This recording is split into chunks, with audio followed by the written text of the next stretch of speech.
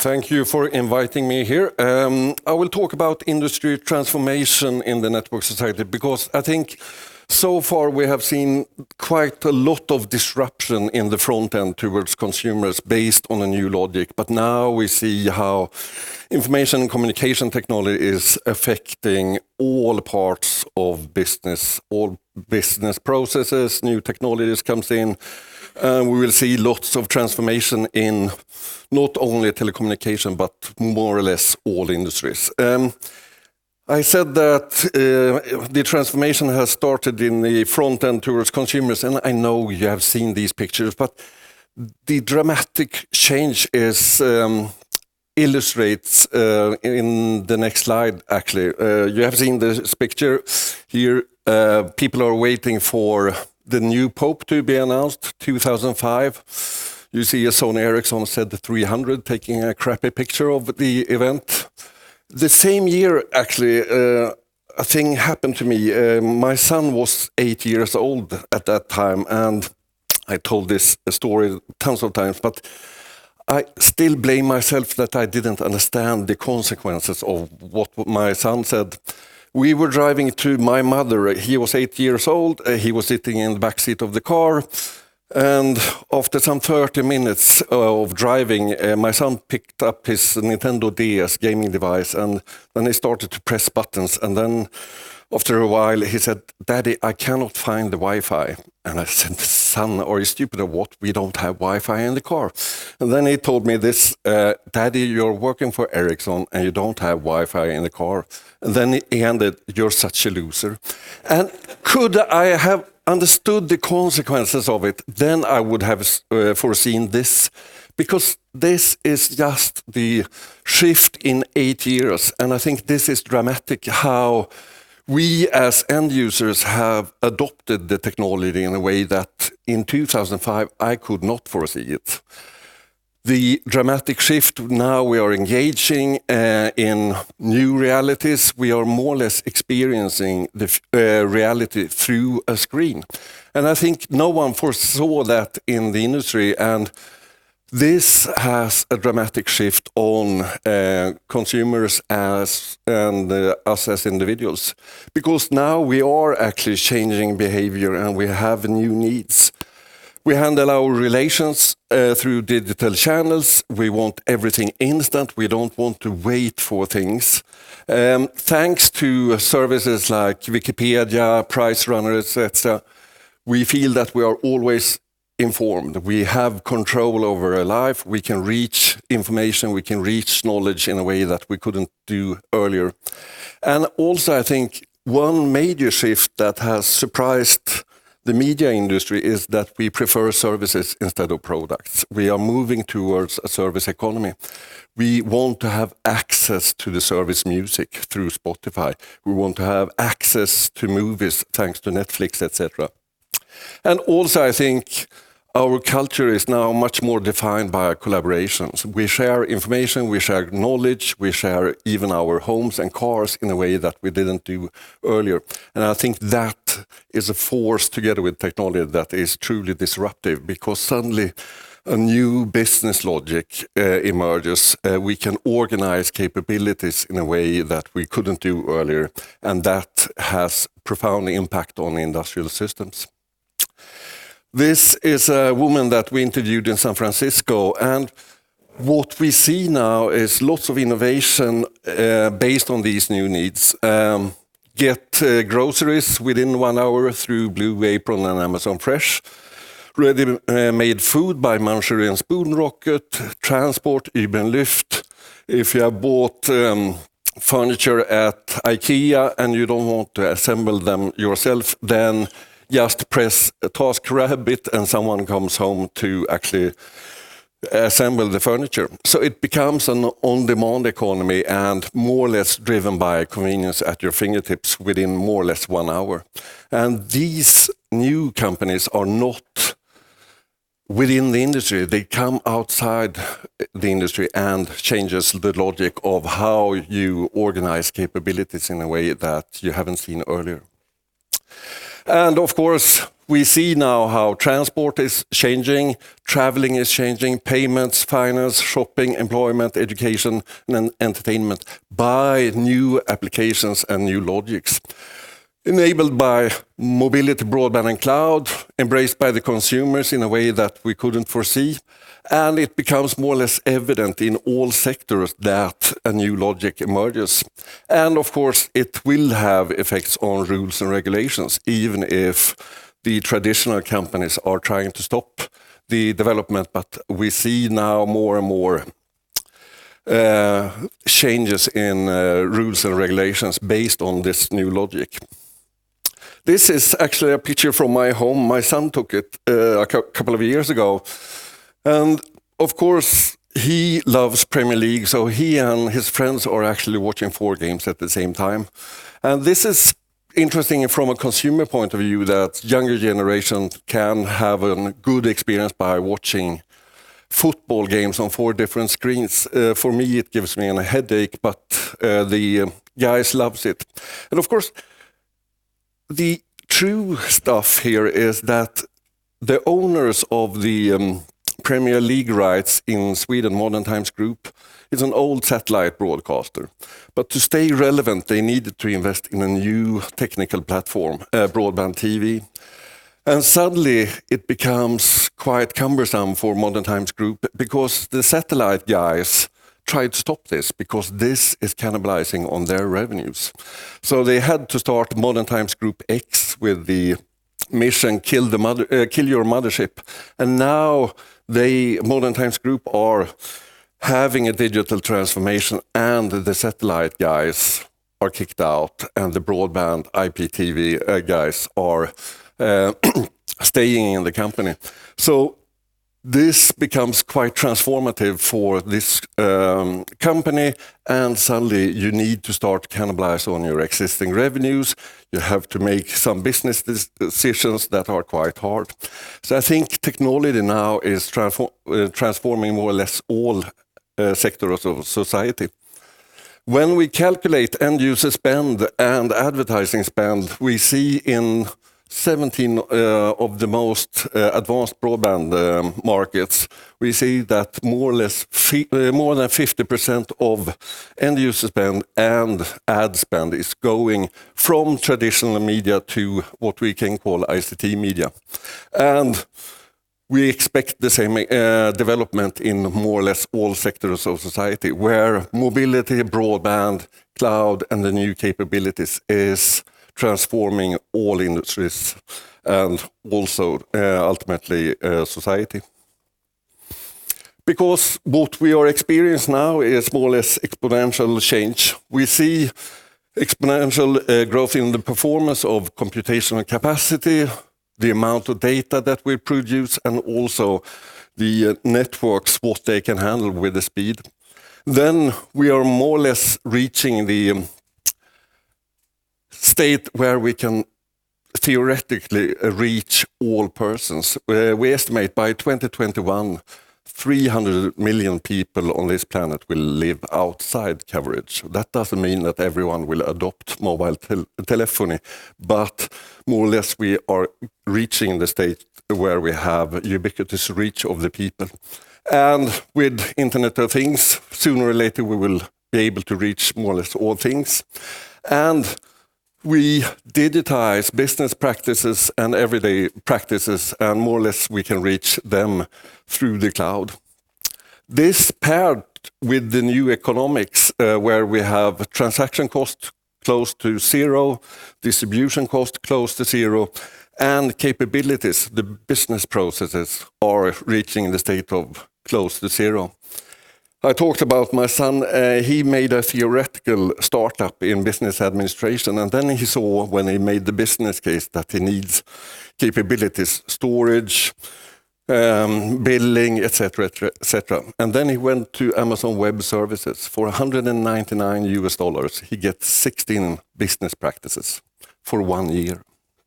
So having startups is extremely cheap now, and that is why we see so much disruption and new things emerge.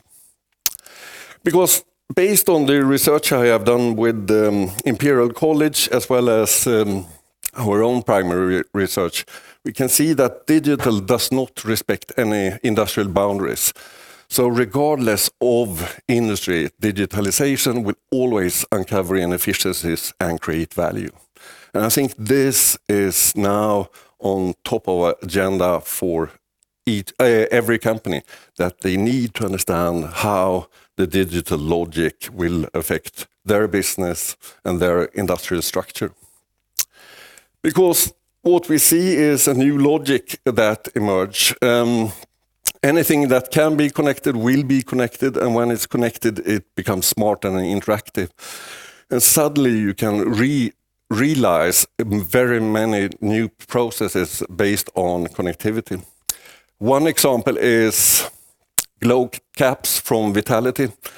This is connected medicine containers, and it was first developed for people with Alzheimer's disease. It's the world's most expensive disease. And when you have Alzheimer's, it's extremely important that you take your medicine on time. So here you can go onto the web program when you need to take your medicine, and the container or the box reminds you if you haven't taken it. So if before you use these containers, the accuracy of taking your medicine was on average 72%. With these boxes, the accuracy of taking your medicine in time goes up to 94%.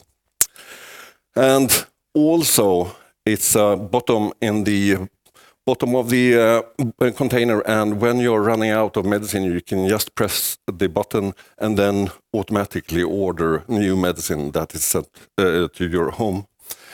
And that brings down the supply chain cost with 22% for the pharma companies, because it's extremely expensive medicine. And I think this shows how, with imagination and creativity, you can really address some of the real issues in healthcare quite easily.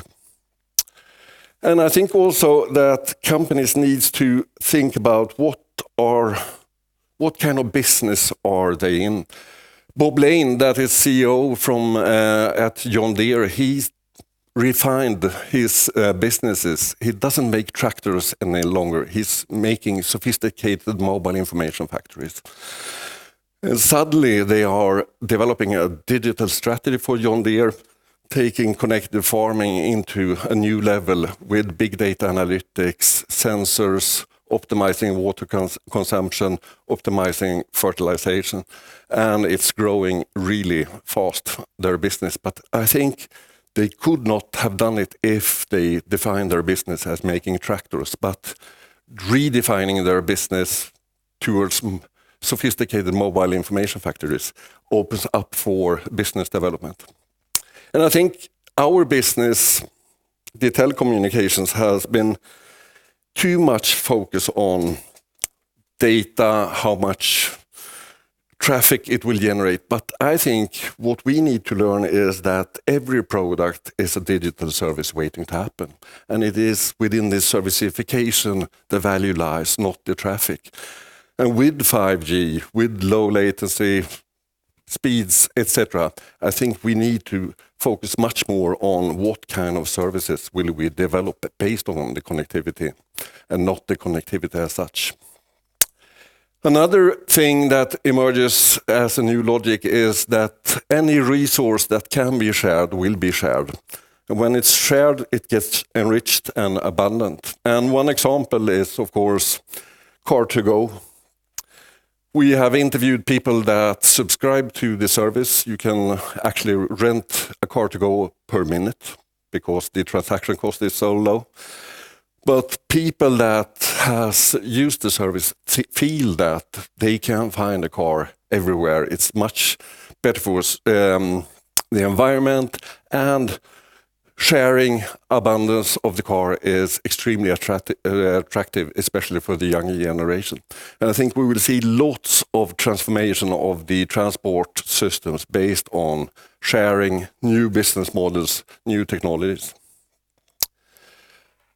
The last one is any reshaping idea that can be tried will be tried, and that will trigger change. Even if we see lots of failures in the startup community, it triggers change and new logics. And I think this is one good example of an idea that the finance industry thought was really bad and a crazy idea. This is actually Bitcoin's transactions. So here you see the volume, and here you see all the different transactions and some mining of Bitcoins.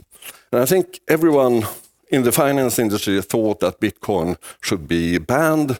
It was a stupid idea on a distributed system. But now, 5 years later, the biggest banks in the world has joined together with Microsoft to look at the underlying technology blockchain. Maybe that was a better way to solve the financial system's needs and future requirements. And I think the underlying technology with blockchain is truly transformative, not only in the banking and the finance industry, but it will be used in Internet of Things, it will be used for identity management and so on.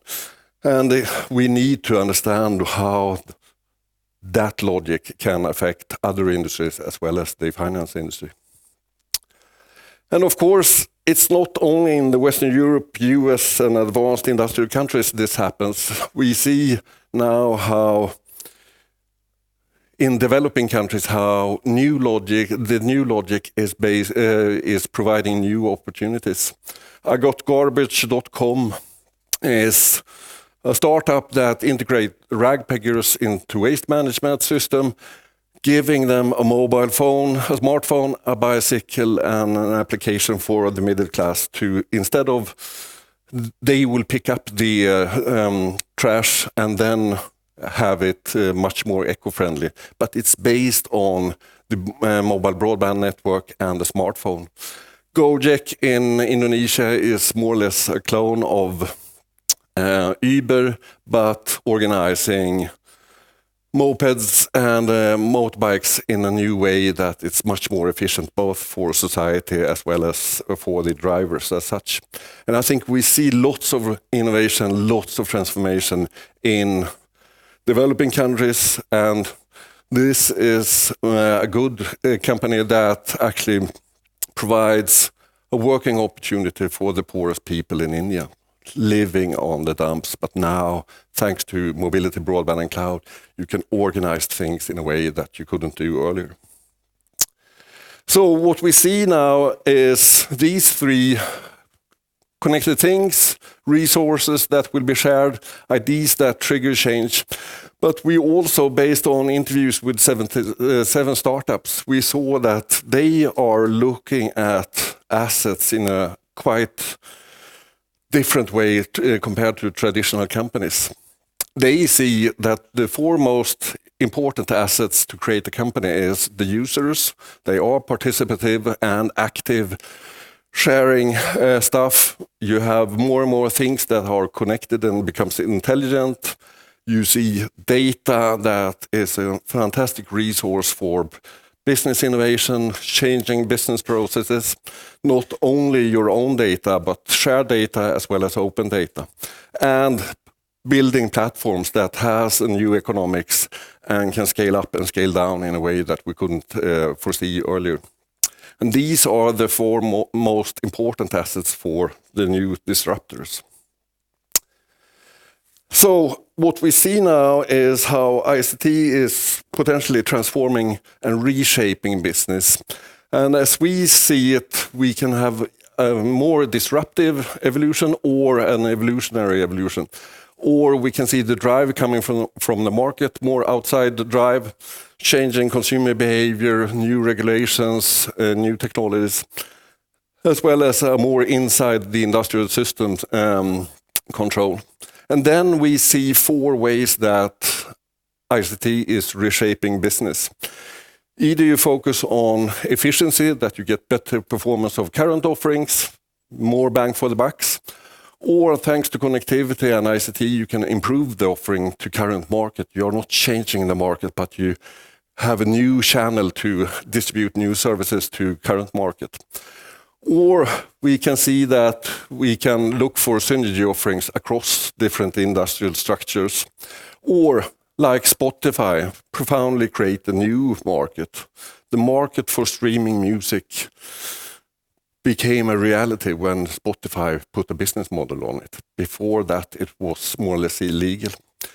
Using this model, we can analyze different industries as well. Where is things happening and where are the most important initiatives?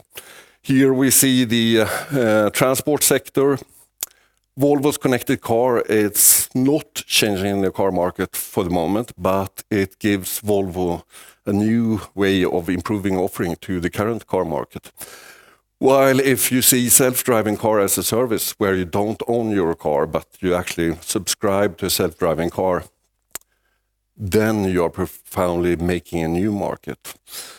It's estimated that Paris can handle its traffic needs together with the public transport, but if you have self-driving car as a service with 80% less cars. And that is something that is truly transformative and quite cumbersome for car manufacturers, because now they need to figure out how will the future car market look like, what will be my role in that future ecosystem, and how can I be a part of the value creation.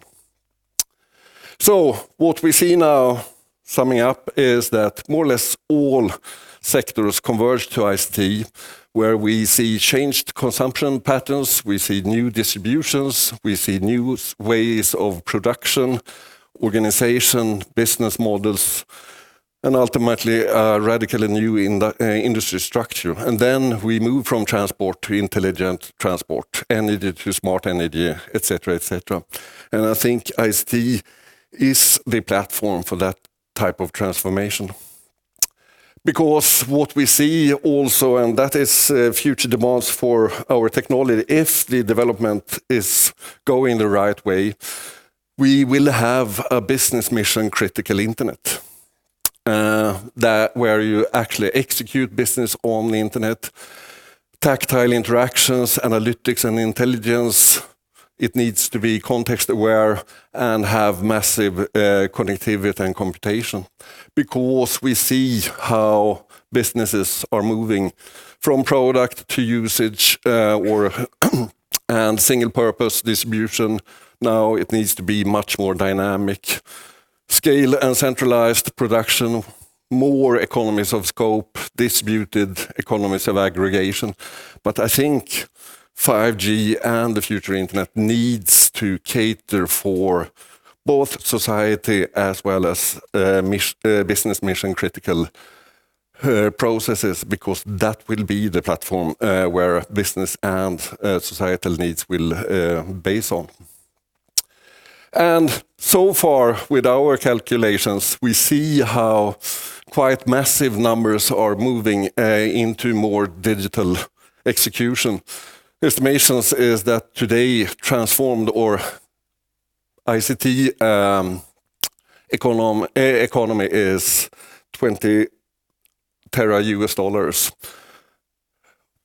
which is quite impressive, and we see more and more value creation happening on what we can call a digital economy, where so far finance, retail and media has been transformed, but now we see Industry 4.0, the transport system, healthcare system, public services, etc., being more and more transformed with higher and higher speed, because everyone wants to be a part of that type of value creation and not losing their business. So, summing up, we are moving from what we can call industrial age logic, where we saw value chains, products and services, lots of in-house innovation, looking for offering customer solutions, scale with assets, and much more transactional partnership. But in the networked society, the logic is quite different, where we need to see value and ecosystems, software and platforms becomes more and more important. We need to have a much more collaborative innovation process within the company and between companies. focus much more on customer value co-creation and not single customer solutions. And we need to scale with scope and speed and be able to find out business models where we can aggregate data, and then focus much more on strategic partnerships to be successful in the future. And just ending up, even if we are looking into the future, I think Mahatma Gandhi was right. The future depends on what you do today. And that is my message to more or less all industries that I talk to. We need to start acting now. Thank you very much.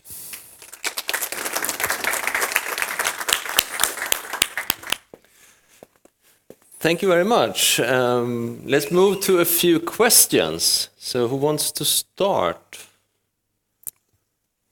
Even?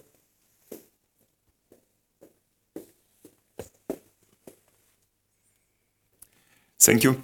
You had some plots showing that technology is like evolving in an exponential scale, right? Which is actually have done for quite many years, right?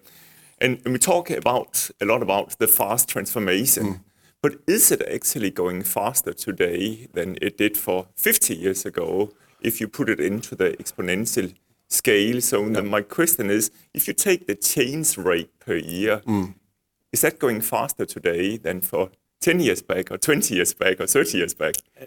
It's a good question. I truly think so, because now it happens on a global scale. And also, I think digital now is changing the logics of traditional markets. And I think all the startups with the new economy, where you can actually, we interviewed one company, they didn't have a business model. They didn't know how to make money, but still it destroyed the current business for other players that was not digital. So I think the speed is increasing, the scope is increasing, and I think the impact is much higher now than it was 10, 15 years ago. Because I think these three forces now are acting simultaneously. Earlier, the economy was not there, but now it is. And I think also the take-up of new technology is going faster on a global scale as well. Do we have any more questions to Erik? So final question from Claes. Thanks, great presentation. I'm actually doing a lecture for Telia tomorrow on digital transformation. So I just wanted to have you sort of what I should write down here. What is Telia's role and the telecom operator's role in the digital transformation? I think they can take different roles. They can be a bit pipe, network developer we call them, and just provide the access. But I think with the platforms that an operator has, it can actually become much more a service enabler, so it can offer their IT system to startups or traditional companies in a much more cost-efficient way. And also where regulations play into where you cannot send the data abroad, it needs to be within the country. And I think operators like Telia has huge opportunities. And then I think they need to, together with other players, become much more innovative and start innovating on service business. And then I think also they need to understand when they are moving into a different industry, what role do they want to play? Will they be much more focused on end users, or should they try to cut in somewhere else in the value chain? And we have seen many operators actually doing much more or less managed services for financial industry, utility companies and so on. So I think they need to figure out where they can provide the most value to other industries and not try to defend their core business too much. Thank you very much. Thank you.